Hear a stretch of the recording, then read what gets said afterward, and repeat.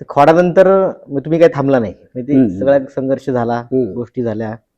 मग तुम्ही तुमची जी गोष्ट होती पहिली बबनची लिहिली होती, म्हणजे बबन तर नंतर तुम्ही केला आणि तो खूप सुपरहिट झाला. मग त्याची गाणी असतील, कथा असतील.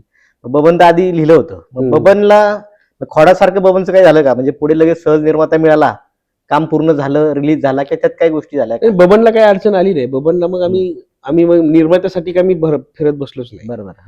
कारण अनुभव खूप गाठीशी होता. आणि पहिल्या सिनेमाचं नुसतं निर्मितीचाच नाही तर रिलीज, प्रदर्शनाचा, ह्या सगळा अनुभव जवळ होता. आणि त्याच्यामुळे मला आता सिनेमा करणं आणि ते रिलीज करणं ती काय फार वाटत नव्हतं, अडचण वाटत नव्हती. आणि मग तो झटकनी सगळ्यांनी मिळून आम्ही बबनचं सुरू केलं काम. आता तेही 2 वर्ष ते सगळं काम सुरू होतं. पण बबनच्या निर्मितीमध्ये म्हणजे पहिल्यापासून आम्ही जसं ठरवलं, टीम सगळी जवळची होती, सगळी चांगली होती. काही म्हणजे तू त्या टीम मध्ये नव्हता त्यावेळेस, अजून काही लोक नव्हती, पण जी टीम जी होती जवळ ती सगळी चांगलीच होती. तर त्या याच्यामध्ये ज्या झटक्यात काम सुरू झालं, आणि पहिल्यांदा मी जेव्हा ठरवलं की संगीतकार कोण असेल, रोहित दादांकडे गेलो. रोहित दादांकडे गेल्यानंतर आता महत्वाचा संगीतकार म्हणजे रोहित दादाच, पण ते त्यावेळेस ते फार बिझी होते. हा, मग ते ओंकारची माझी भेट तिथं त्या दरम्यान मी आधी खोडाच्या वेळेस सांगवीत राहायचो. सांगवीतून मी नेहमी विद्यापीठात यायचो, रोज सकाळ संध्याकाळी विद्यापीठात यायचो फिरायला. तर तिथं ललित मधून ही सगळे ओंकार, सुहास ही सगळी मला भेटली. मग ते म्हणले आम्ही इथे ललितला आहोत शेवटच्या वर्षाला. तर ते मग मी विचारलं कोण काय करतं. सुहास ड्रामा करत होता, तो म्हणलं मी लिहितो. पण ओंकार म्हणलं मी म्युझिक करतोय. अजून काही कलाकार होते म्हणजे जे अभिनय करत होते. तर तिथं ना ओंकारने मला एक गाणं ऐकवलं, जे साज आहे तुझा. तर ते गाणं पूर्ण नव्हतं त्यावेळेस. तर ते गाणं त्यांनी फक्त हमिंग ऐकवलं. ते हमिंग मला एवढं आवडलं आणि मला त्याचा आवाज जास्त आवडला. पण आता तो संगीतकार, तो गायक म्हणून तिथं शिकत होता, म्हणजे म्युझिक करत होता, पण त्याचा कल गायकीकडे होता. तो संगीतकार म्हणून स्वतःला असं, म्हणजे तोपर्यंत त्याचाही काही विचार नव्हता. त्याला म्हणलं तुझा आवाज एवढा भारी ना, म्हणलं या पुढचा सिनेमा मी करतोय त्याच्यात तुझं आवाजात एक गाणं मी गाऊन घेईन 100%. असं ते आमचं बोलणं झालं. परत 8-10 दिवसांनी परत भेटलो आणि तो म्हणला सर मी काहीतरी केलंय. म्हणलं काय केलंय? तर त्यांनी एक गाणं केलं होतं, स्क्रॅच केलं होतं, ते ऐकवलं. म्हणलं कुणी कंपोज केलं? तर म्हणलं मीच केलं. मला भारी वाटलं. म्हणलं तू कंपोज करतोय का? तू म्हणलं हा करतोय. मग म्हणलं तू जे काल गाणं जे ऐकवलं होतं ना मला, ते गाणं कर. म्हणलं हे नको. मग ते साज त्यांनी 2-3 महिने, पुढचं सुहास मुंडे बीडचाच आहे, तर त्याने ते लिहिलं. ते गाणं एवढं अफलातून झालं. त्याची चाल तर ओंकारने आधीच बांधलेली होती, ती चाल आहे तशीच. आणि मग ती पुढे अजून 2-3 गाणी झाली. गाण्यावरती आम्ही 6-7 महिने काम करत होतो. अनेक बैठका व्हायच्या गाण्यावरती. नंतर हर्षिता बिराज त्यांनी 2 गाणी केली. ह्या गाण्यांवरती सतत आम्ही एक 4-6 महिने बैठका घेत होतो. पण गाणी चांगली असावी हा पहिल्यापासून, म्हणजे पहिल्याही सिनेमा खोडामधलंही गाणं खूप सुंदर होतं. तर तशा पद्धतीने गाणी असावी असा एक माझा हेतू होता. आणि गाण्यावरती मग 5-6 महिने काम केलं. मग प्री सुरू झालं. प्री सुरू झाल्यावर ते बबनचं सहज झालं. जितका खोडामध्ये अडथळे होते तितके अडथळे बबनला नव्हते, कारण त्यावेळेस एक नाव होतं, वलय होतं आणि माणसंही उभी राहत होती. म्हणजे सहज तुम्हाला सहज ऍक्सेस होता. कोणी नाही म्हणलं नाही. इंडस्ट्रीतून पण सपोर्ट मिळत होता. बरोबर की बा चल तू करतोय तर आम्ही आहोत. असं सगळेच, म्हणजे असं काही अडलं नाही. जी म्हणजे जरी मी नौखा डिरेक्टर म्हणून पहिलाच सिनेमा केला होता, पण इंडस्ट्रीमधून सपोर्ट खूप मिळाला. एक नाव झालं होतं, एक नाव झालं होतं. पण त्याच्यामध्ये हे होतं की तो हिरो हिरोईन, म्हणजे तुमचा आता विशेष सगळे ग्रामीण भागातले असतात, तुम्ही ते जगलाय, राहिलाय, शहराशी कनेक्ट आहात, म्हणून ते नेहमी येतंय. ते हिरो हिरोईन जे दाखवले आपण, म्हणजे जो काय नायक नायिका, त्याचं चिखलामध्ये तुमचं पोस्टरवरती पण दिसलं, ते गाणंही सुंदर झालं. मग ती कल्पना कशी काय सुचली तुम्हाला?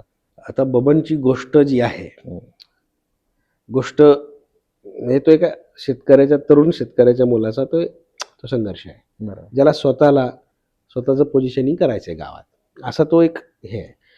म्हणजे गोष्ट काय बघा, जी आपल्याकडं हरित क्रांती झाली, तिथं धवल क्रांती झाली. आणि धवल क्रांती झाल्यानंतर तिथंच औद्योगिक क्रांती झाली. म्हणजे औद्योगिक क्रांती झाली, त्याच्यात शेती गेली, सगळंच गेलं.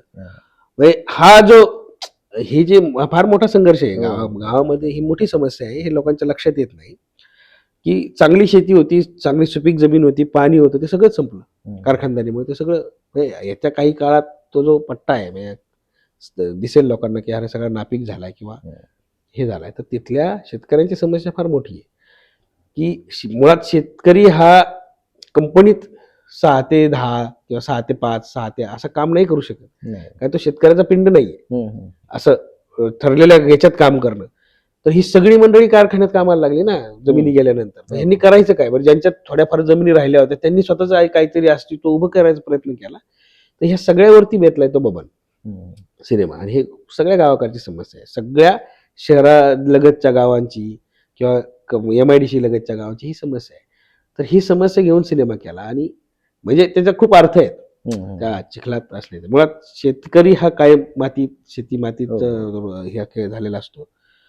तर काही झालं तरी तो चिखलात का होईना त्याचं तो मातीमध्ये प्रेम फुलवतो. बरोबर. तर परिस्थिती कशी असो शेतकरी सहसा हरत नाही, कारण शेतकरी हा म्हणजे माझ्या हिशोबाने जगातला सगळ्यात शोषित प्राणी म्हणजे भारतीय शेतकरी आहे. तर त्याला काय भौगोलिक परिस्थिती त्याची ही असते, सामाजिक परिस्थितीच्या विरोधात असते आणि राजकीय परिस्थिती विरोधात असते, पण तरी तो टिकतो कारण तो सर्जनशील आहे स्वतः. कारण तो दर 4 महिन्यांनी काहीतरी पेरतो, काहीतरी उगवतो आणि ते परत कापतो, परत 4 महिन्यांनी नवीन. ही नवनिर्मितीची जी साधना आहे ना, ती शेतकरी इतकी कोणी नाही करत चांगली. आणि त्या सगळ्या कल्चरमधून मी आलोय. तर तसा जो नायक आहे तो जो उभं राहतोय, तर त्याचं प्रेम कसं आहे, मातीत असो चिखल असो ते प्रेम फुलवणार, तो चांगलीच गोष्ट फुलवणार. म्हणून तो शेती मातीशी जो कनेक्शन आहे, त्यामुळे त्याचं पोस्टर आणि त्याचा सगळा अख्खं स्ट्रक्चर सिनेमाचं पाहिलं तर ते तसं आहे. लोकेशन छान होते, रणजित मानेने त्याचं फोटोग्राफी पण छान केली, सुंदर गाणी चांगली चालली. त्याच्यानंतर सगळ्यात महत्वाचे एक म्हणजे प्रेक्षकांना मी सांगेल की त्याबरोबर एक बापाचं कॅरेक्टर तुम्ही त्यात केलं होतं, ते खूप म्हणजे भावलं, म्हणजे आपलं वाटलं. म्हणजे मी तर असे म्हणजे तुमच्यासारखा जो बाप आहे तो कॅरेक्टर दिसणारा तो माझ्या गावाकडे गल्लीबोळात पाहिलेला आहे, तो मला खूप अपील झाला. ते कसं काय तुम्ही म्हणजे लेखक दिग्दर्शक म्हणून भाऊची ओळख आहे, पण एक अभिनेता कुठेतरी पडद्यामागे राहिला तर तो पुढे आला असं वाटतंय का तुम्हाला त्यातून? हा तसं होतं. म्हणजे आधी अभिनय करायचा ती खुमखुमी होती मलाही, अभिनयच करायचा असं नाही मला. मुळात आधी मला दिग्दर्शन करायचं, गोष्ट सांगायची. पण कॉलेजला असताना हौशी नाटकामधून मी काम केलं होतं, पण बबनमध्ये मला भूमिका अजिबात करायची नव्हती. म्हणजे मी काही ठरवलं नव्हतं. त्याच्यासाठी काही कलाकार होते, चांगले नामांकित कलाकार होते, फक्त ते तारखांचं आणि ते त्यावेळेस काही जुळलं नाही. तर मग पर्याय नव्हता. मग त्या भूमिकेला न्याय देणं असा कलाकार चटकन डोळ्यासमोर नव्हता. मग ती व्यक्तिरेखा जी आहे ती माझ्या फार जवळची. ती व्यक्तिरेखा त्याचं कारण असं की बैजू पाटील म्हणजे माझा बाप. म्हणजे अख्खच्या अख्खं कॅरेक्टर ते मी आहे असं उतरवलंय बापाचं. तर ते असल्यामुळं ते माझ्या जवळच ना, रोजच मी बघत होतो त्याची जी स्टाईल, बसण्याची, उठण्याची, दारू पिण्याची, शिवाय देणे, सगळं मी जवळून पाहिलंय. तर हे सगळं असल्यामुळे ते कनेक्शन जास्त होतं मला. मग मी विचार केला की आता जर कुणी नाही मिळत आहे तर बघूया ट्राय करून, आणि मग मी ती भूमिका केली आणि ती खरं सुंदर झाली. म्हणजे त्याच्या प्रतिक्रिया एवढ्या आल्या. आमच्या गावात माझे वडील 2003 मध्ये वारले, तर मी 12वी झालो वडील वारले. मग शेती जबाबदारी माझ्याकडे तशी आली. तर आमच्या अख्ख्या गावातली लोक, आमच्या सगळ्या पाहुणेरावळे भावकीतली लोक ती भूमिका बघून रडत होते बापाच्या आठवणीत. बरोबर. की आहे तसं ते कॅरेक्टर मी उतरवलं. म्हणजे मी काहीच केलं नाही, जसं कॅरेक्टर होतं तसं ते बैजू पाटील तसं उतरवलं.